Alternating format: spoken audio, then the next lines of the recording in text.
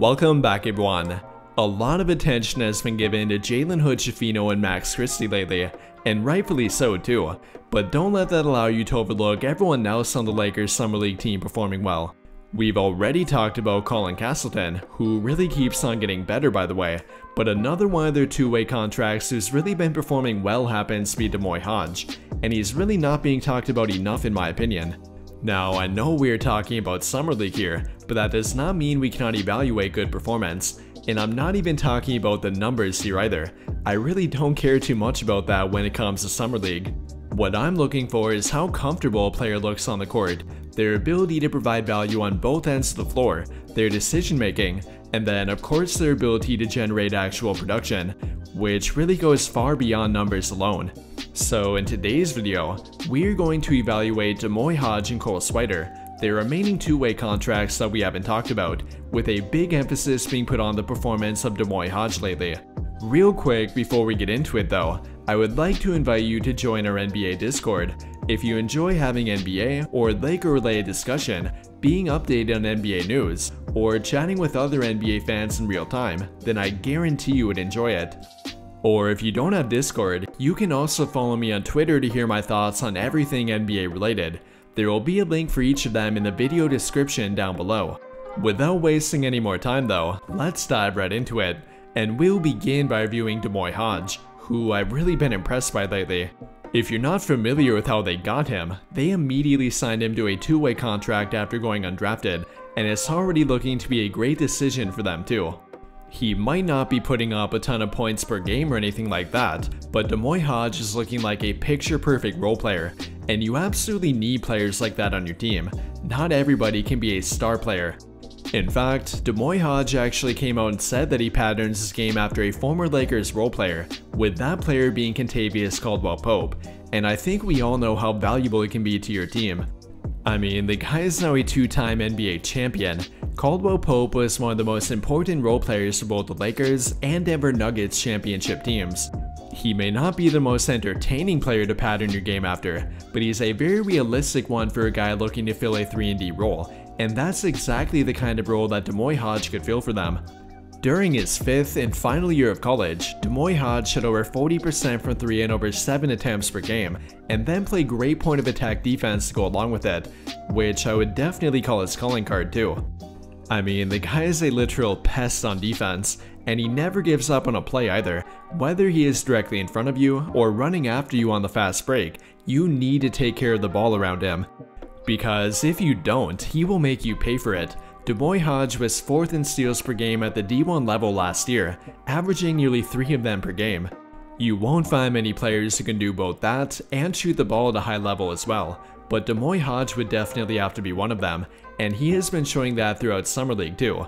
Now, he might not be averaging the amount of steals he did during college, but he has been a very effective defender for them nonetheless.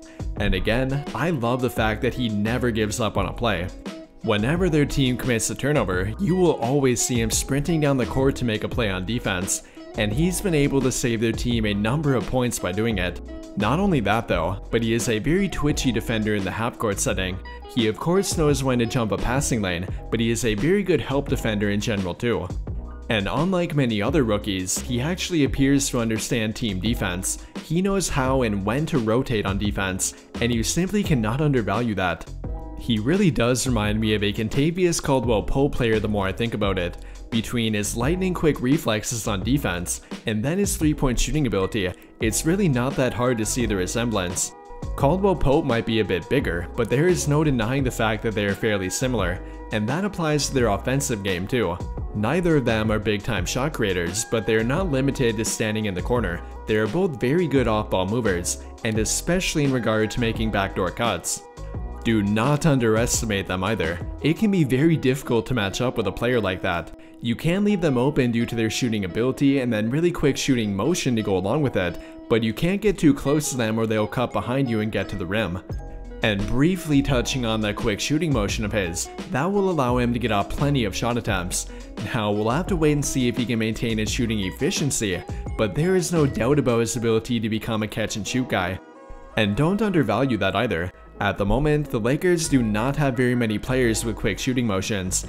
The only three that really do are D'Angelo Russell, Gabe Vincent, and Taurean Prince, leaving room for a guy like Hodge to get a shot if he can impress them during training camp. I mean, they're certainly not afraid to give their first year players a shot either. Max Christie got legitimate minutes during his rookie year, and then we all know about Austin Reeves, and Hodge could follow a very comparable path to Reeves in particular. Both of them were 5-year college players who immediately got signed to a 2-way contract after going undrafted, and all it took was a good training camp for Reeves to get put on their 15-man roster. Not saying they'll go the same way for Hodge, but I like what we've seen from him so far. We cannot forget to show love to the role players here, and Hodge appears to be a very good one in the making. But now moving on to Cole Swider, and while he is not a new 2-way contract for them, they obviously are pretty high on Swider to retain him for a second year in a row.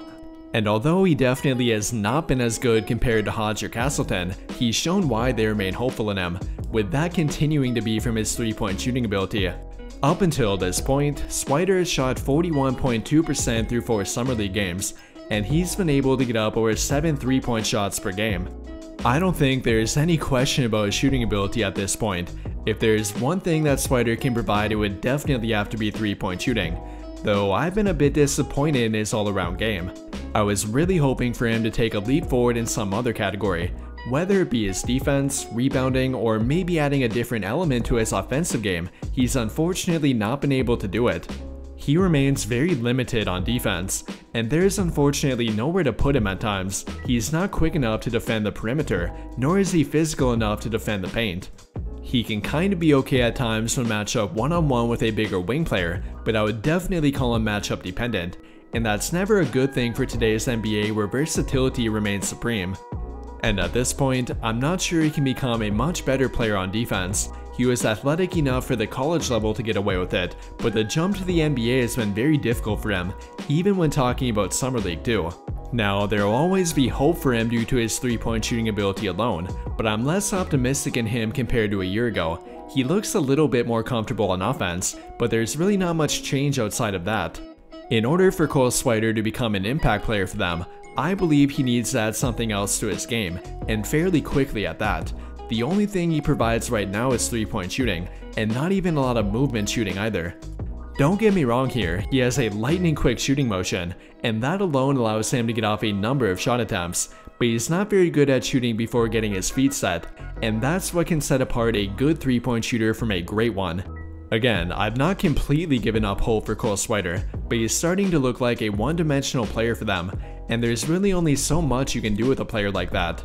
I mean, who knows, maybe he'll shock us and quickly add something to his game within the next couple of months, but I really kind of doubt it at this point.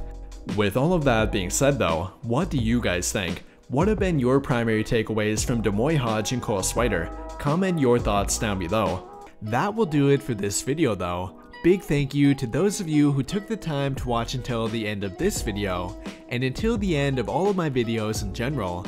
I really hope you enjoyed it, and if you did, be sure to drop a like on the video, subscribe to the channel if you have not already, and turn on notifications to get notified right away when I drop a new video. But as always, thank you for watching and have a great day.